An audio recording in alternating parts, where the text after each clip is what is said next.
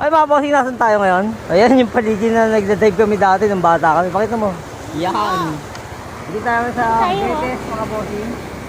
Kila tita Bunso. Ayan yung bahay ng aking lola. Ayan, pakita mo to, kanan. Yan. Dati. Ayan yung paligi. Ayan si Ate, binenta na ni Roy yan eh. Tapos si Ate Ningning sa likod. Dito na tayo. Punta tayo ngayon sa ano, mga bossing, sa aking kaharian. Ayan, makamangarap din namin yung ano, sa likod kanan. Itong Betes Aliaga NE, mga bossing, Nueva Ecija. Maliit na barrio lang ito dito sa yun, medyo bandang norte na ng Nueva Ecija. After Cabanatuan, Aliaga, itong ano kasi isa farm barrio. Ilang buhay na tao ito, farm. Kita niyo yung paligid na yan. Ganda na nga ngayon, no? Pero mas malinaw nung araw yan. Wow, nung araw. Dati medya dito lang banda yan. Tayo sa Ritarte. Nasa lang natin mga lupain. Mamaya papakita ko sa inyo mga po. Tuwiran nyo na tayo. Yan ang katotohanan. Pag wala ito, hindi maroon na ng Betes. Kaya kinapogi. Siguro elementary yan. Kaya left side. Shoutout kay Pogi. Nasaan ka na ba ngayon? Ayan na. Oh. Ayan na mga bossing. Ang ganda. Kala mo. Wala pa. Pungat pa lang. Kala mo ikaw ay nasa dagat ng Palayan. Ayan yung ayos. Ayun. Ayos. Ano na yata? Teacher. Artinig na yata ngayon yun. Iyan na. Ay. Ang ganda oh. Sumasayaw-sayaw yan. Mag-aani nga pala no, April. Oo, yun, katabi mga yan. Kaliwa. May na yan. Sa amin yan. Ayun, yarayot ulit oh. Kita mo? Oo. Pag nandun naman tayo sa amin, medyo nandun tayo sa kabilang banda niya. Pero same face, hindi likod. Na ang Ricarte mga bossing Aliaga NE. Dito halos sila inang kalahati ng buhay nila dito. Mahigit kalahati pala. Pagkat ang naging hanap buhay nila ay farming. Ngayon naman Mitch mamaya na ako magkukwento sa inyo. Parang may bahay sa Ricarte may nag-iipit ka. Ayan. Nakabakod na yun. Nakabakod na yan. Yan, may bahay na yan. Yan ang aking kaharian.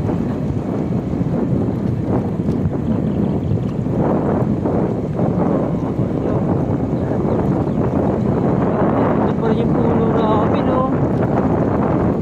Akasya. Saan meron mga alitat na ano naman ako, reminiscing naman. Yan na yan pa rin, no? Hinarangan na yan. Yan na may ipon.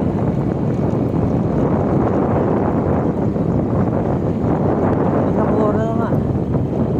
Yan pa rin yung maliit na yung ano.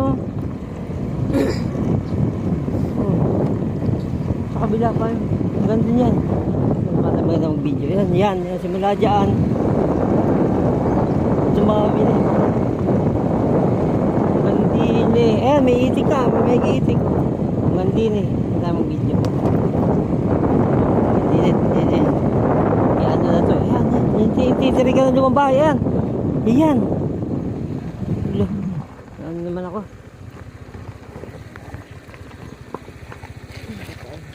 Video. Yan yung luma o. Yung lumang bahay lang. Parang yung mga puno. Ang hulog. Hoy mga bossing. Sandali mga bossing ko So, stop tayo rito. Yan. Bossing, sabihin ko sa inyo. Yang abot ng tanaw mo na yan, mga bossing. Ay, Sandring, makinig ka. Ayan, ha. Bigat ng pali nyo. Dumapa na. Yan, lahat ng natatanaw mo na yan. Hanggang doon. Pinagbili sa akin ng airmat ko yan. Bago siya, maalam, no. Mga bossing. Eh, nandiyan pa rin tong puno na to. Yan yung lumang bahay ni Inang. Pas hanggang doon yan. Sa may itika na, may pader na. Well, okay. Balik tayo rito. Yan. Lahat ng abot na tanan nyo na yan, mga bossing. Binili sa akin ng airmat kaya nung nabubuhay pa siya. Na, anak, habang buhay ako, gusto kong marinig sa'yo na halimbawa't mamatay, mawala man ako sa... Siyempre, ano na si mama nung dying na siya mga panahon. Huwag ko raw ibebenta. Ayan. Sabi, baby, hindi sa pag-ano, yung abot na tayo, lagpasan pa dyan, hanggang doon sa highway na yan, hanggang doon, natatawin na yun. Anong kalayo. Huwag ko na ibebenta mga bossing. Medyo nagtalo pa nga kami nun eh. Nakabilsya na si mama. Nagtalo pa kami na sabi ko, yun na nga lang kakuha, pag-aasian lang namin ni kuya. Eh, ba't mo? Hanggang sa nagtalo na kami, hanggang galit na siya. Oh, galit eh. Bakit may bebenta? Ha? Ba't may bebenta yan? Hindi naman sa atin yan.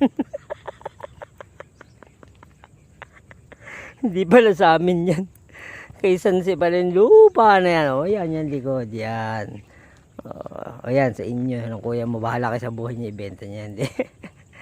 Ay, mga bossing joke lang yun. Nakaka-reminis lang.